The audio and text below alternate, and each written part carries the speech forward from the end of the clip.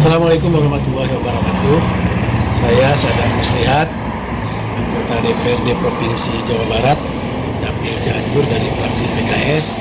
Hari ini bergembira melihat perkembangan apa yang terjadi dalam pemilihan Bupati Kabupaten Cianjur, terutama untuk suasana kondusif secara umum, kemudian lebih khusus melihat pergerakan dari sahabat kami, Kang Depi dan Kang Gilar yang didukung oleh PKB dan PKS.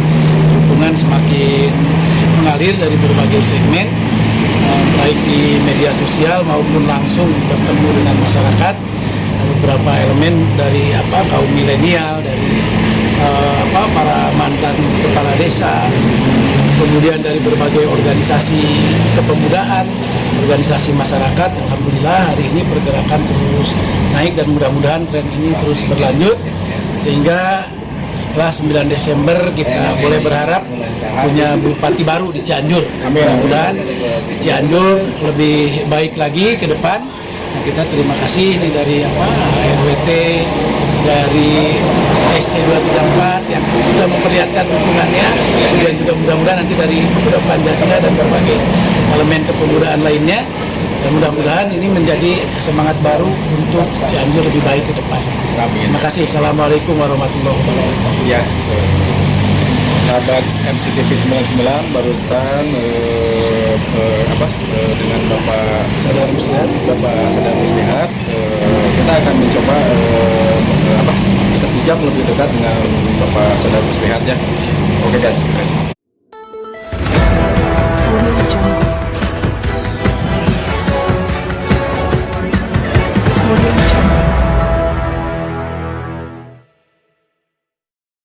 Pak, duduk Pak.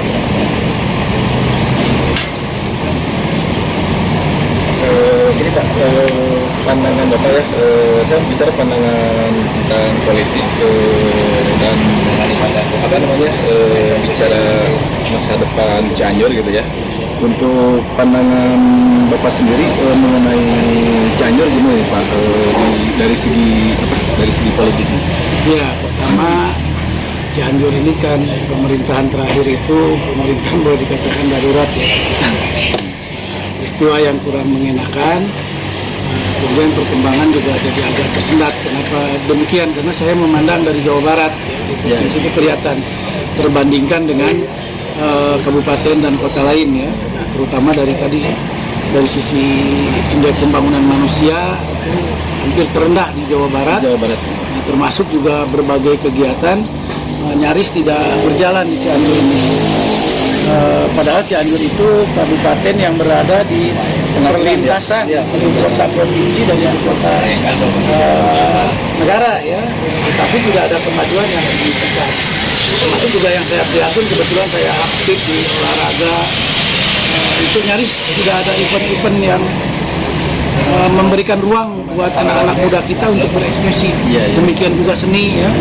Cianjur tidak punya stadion yang layak, Cianjur tidak punya gedung seni yang pantas, event-event besar tidak pernah ada. Nah, ini jangan dibilang tadi ya, penanganan kesehatan bagaimana rumah sakit RSUD Cianjur kemudian terdegrade ya, menjadi ininya beberapa masalah di perkotaan, masalah PDAM yang tidak pernah selesai, masalah tata ruang yang belum selesai. Nah, kita mudah-mudahan ke depan ini ada perbaikan.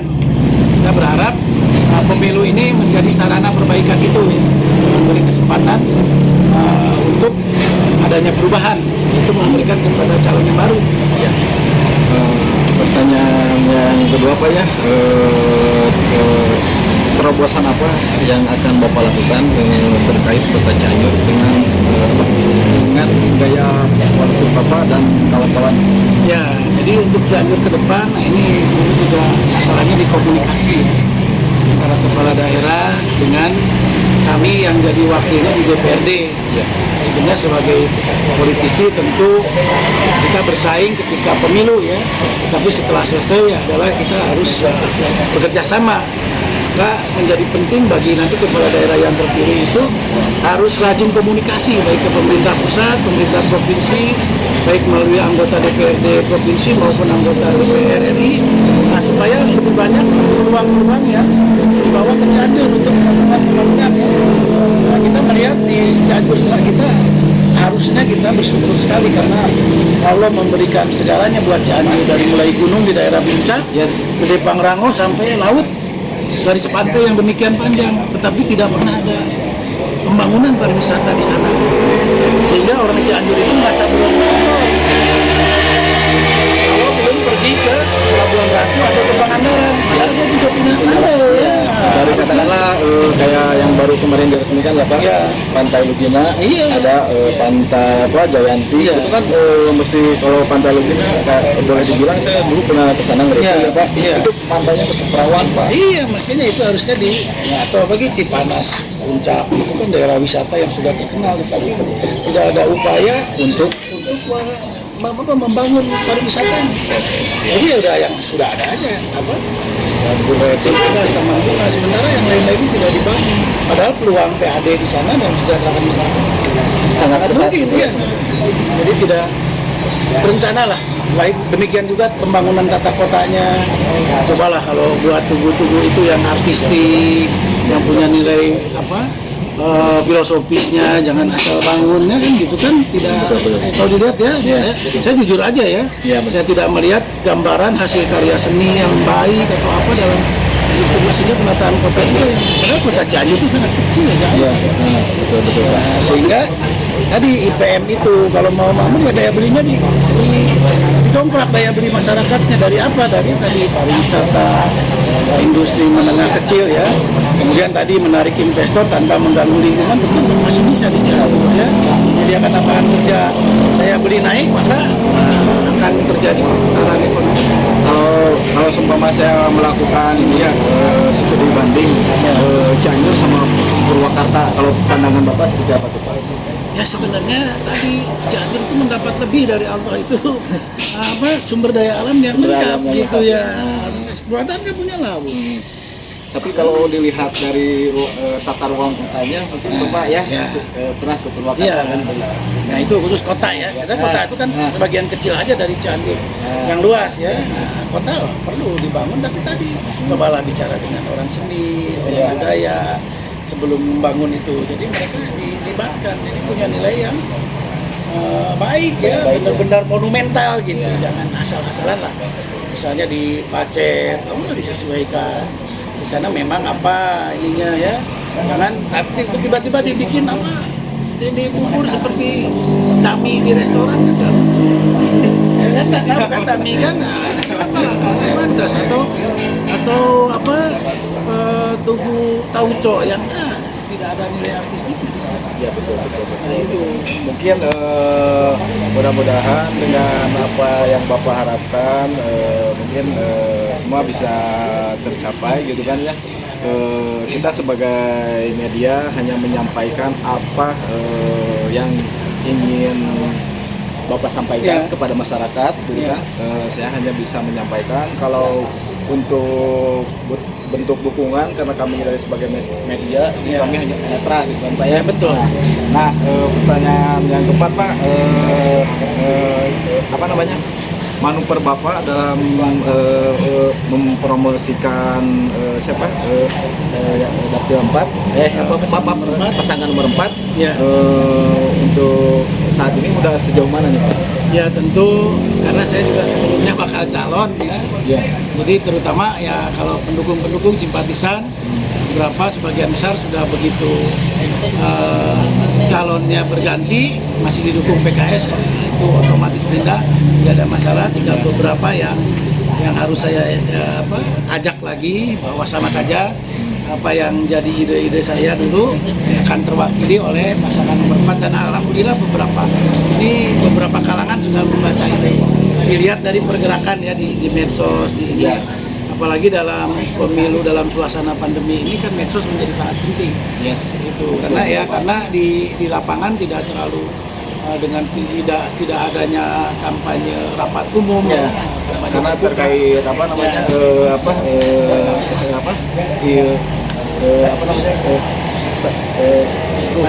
pandemi karena jadi kita tidak boleh berkerumun ya Pak ya.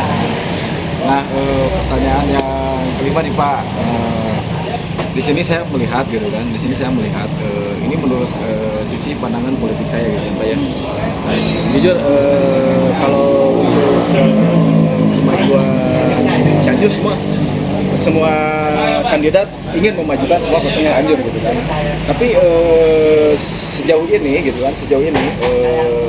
belum gitu kan, belum ada yang istilahnya dari mengawali saya dari tahun berapa gitu ya, belum ada pergerakan yang secara signifikan gitu Pak, belum ada pergerakan secara signifikan itu, karena yang saya lihat kayak Cianjur Selatan baru perbaikan di jalan aja gitu kan, pariwisatanya yang seperti tadi Bapak bilang belum terlalu diekspor gitu, karena tidak ada dukungannya dari pemerintah gitu kan ya. Nah untuk terobosan Bapak nih Pak nih ya, pertanyaan terakhir nih Pak, terobosan apa saja yang mungkin kedepannya bisa mendobrak Cianjur itu bisa lebih baik gitu kan Pak? Ya, pertama tadi pendidikan.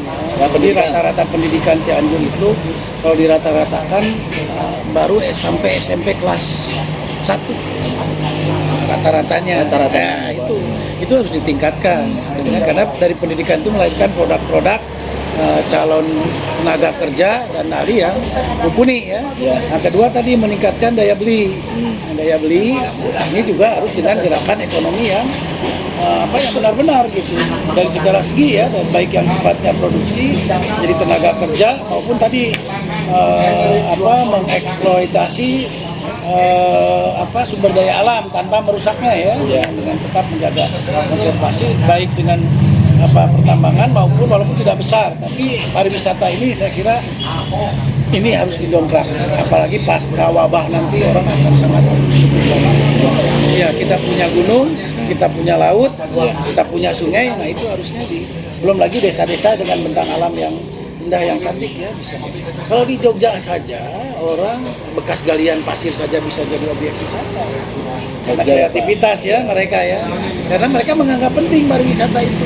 Nah, di kita ini belum sampai ke sana. Belum ke sana. Kemudian tadi mudah-mudahan pemerintah ini bisa komunikasi yang baik dengan pemerintah pusat, pemerintah provinsi, dengan kabupaten dan kota tetangga maupun dengan pihak-pihak swasta.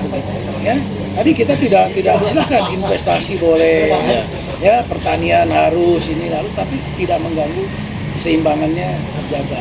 Dan termasuk tadi para milenial dan anak-anak muda ini harus diberdayakan. Sarana ekspresinya harus diberi. Ya. Nah, gini Pak, mesti ada pertanyaan nih. Ya. Seumpama ya kita berharap sih semua pasti pendukung pasti berharap menang kan Pak. Nah, seumpama menang Pak, kan nanti kemungkinan besar akan semakin dikenal ya, kota Cianjur itu akan semakin dikenal. Ketika ada investor dari luar, entah itu untuk pembangunan hotel atau cottage dan lain bungalow dan lain sebagainya, itu akan akan dimudahkan nggak secara administrasi oleh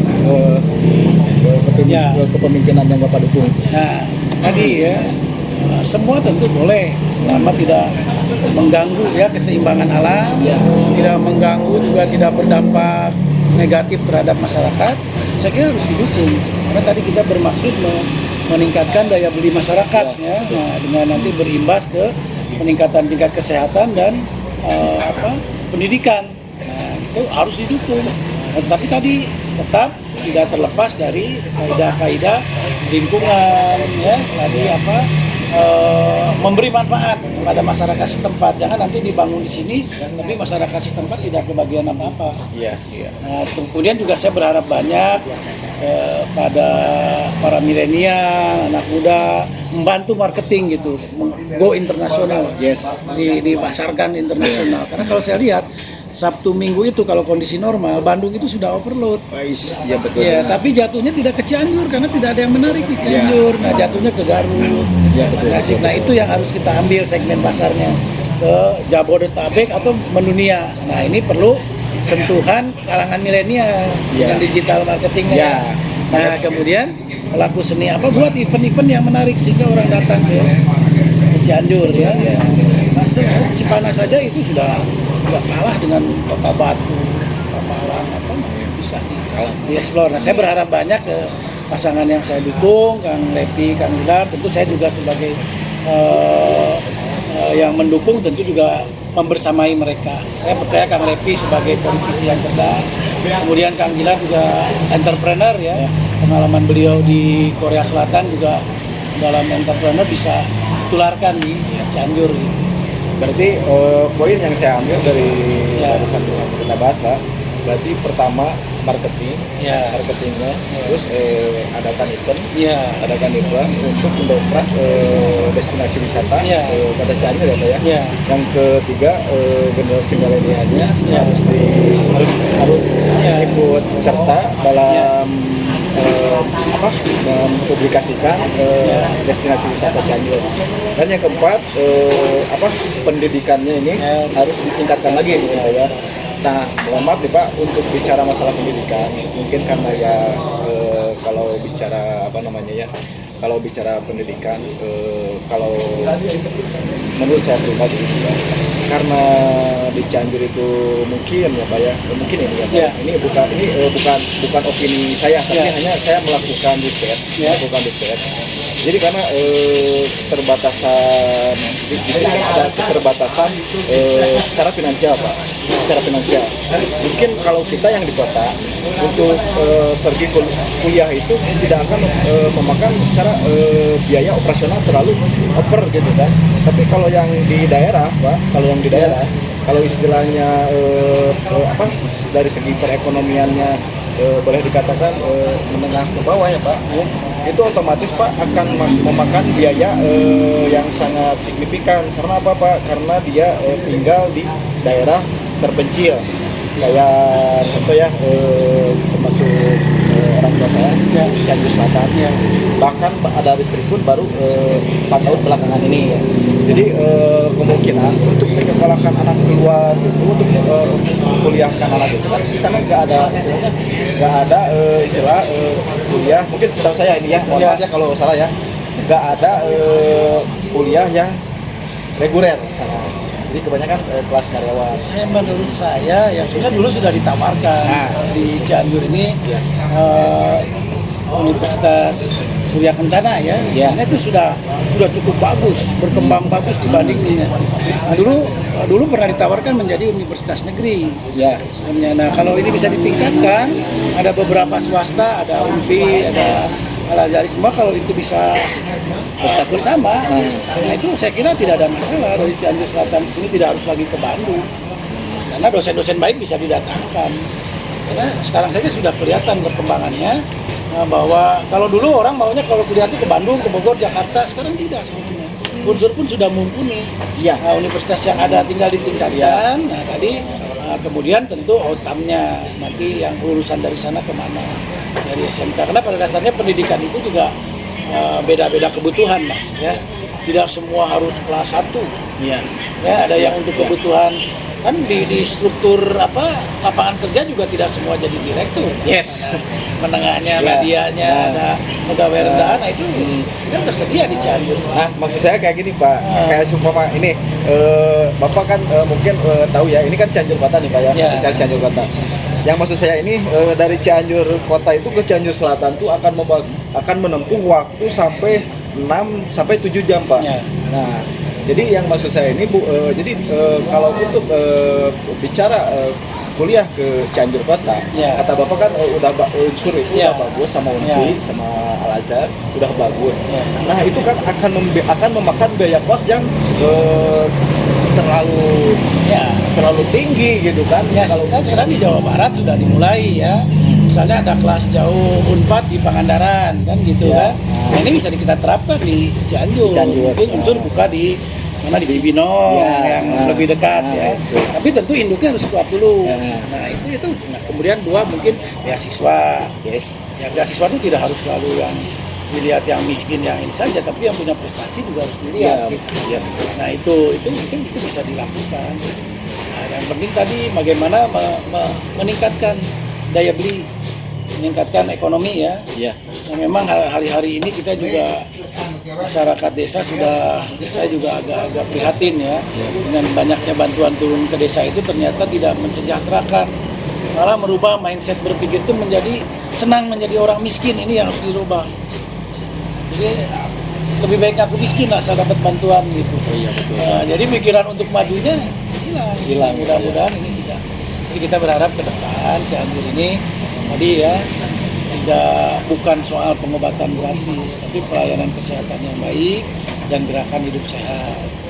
Jadi gerakan hidup bersih tadi ya, gerakan masyarakat yang sadar wisata ya. Nanti kalau kita mau menggali dari wisata harus kan gitu, masyarakatnya harus semea, kreatif, inovatif, informatif kan. Nah itu kepala desa yang baru. Nah terkait nih Pak, terkait masalah daerah Pak ya, bicara daerah terpencil Pak ya. Contoh Ibu Kak balik lagi sama tempat di mana orang tua saya tinggal di Cianjur Selatan, tepatnya di daerah Lunjina ya, dekat pantai.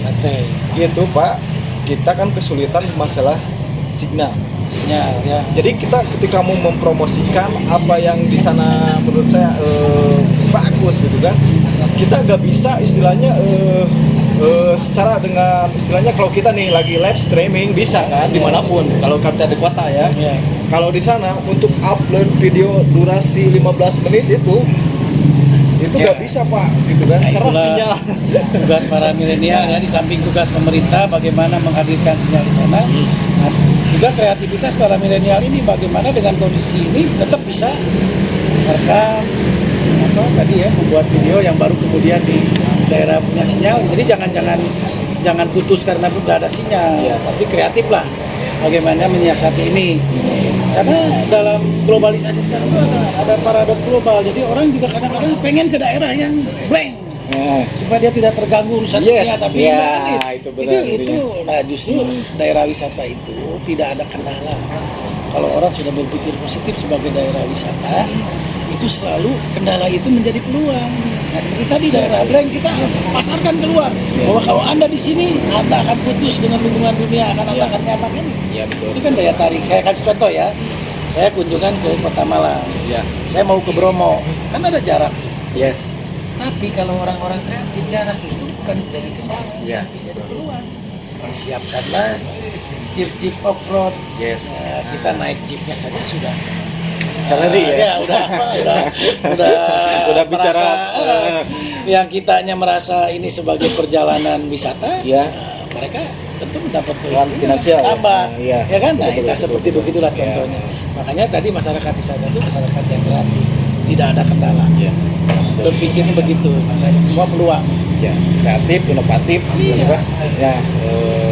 mungkin ada yang Bapak ingin sampaikan pesan-pesan buat masyarakat Cianjur supaya lebih termotivasi lagi. Ya tadi kita diberi Tuhan, diberi Allah ini alam yang lengkap. Dari gunung sampai laut, sungai semua. Tinggal kita mau bersyukur nggak? Bersyukurnya dengan apa? Dengan mengoptimalkan itu untuk memberi kemanfaatan kepada masyarakat. Nah, pemilihan bupati sekarang ada peluang untuk itu. Amin. Ya, kita beri kesempatan nih ke yang baru, Kang Depi Kamila. Cobalah diberi kesempatan mungkin bisa merubah ini. Gitu. Nah, tentu juga ini harus didukung dengan keinginan masyarakat Cianjur untuk maju tadi ya. Maju sehingga bisa bersaing dengan daerah lain dan ekonomi meningkat, pendidikan meningkat, pelayanan kesehatan lebih baik. Ya kan gitu ya. Terima kasih. Oke guys, saya ada pesan-pesan juga buat teman-teman. Apa yang kita bisa kerjakan, kita kerjakan. Apa yang tidak bisa kita kerjakan, kita pelajari supaya mendapatkan hasil yang maksimal. Nah, terima kasih buat Bapak sudah hadir di channel MCTV 99. Mudah-mudahan ini menjadi sebuah petunjuk baru buat kita semua. Saya pribadi, karena saya sebagai awak media, saya netral kepada siapapun, dan intinya semua program yang disampaikan Bapak tadi mudah-mudahan itu bisa terrealisasi, bukan hanya sekedar wacana doang. Oke, gua Haris Sulaiman, salam bahagia.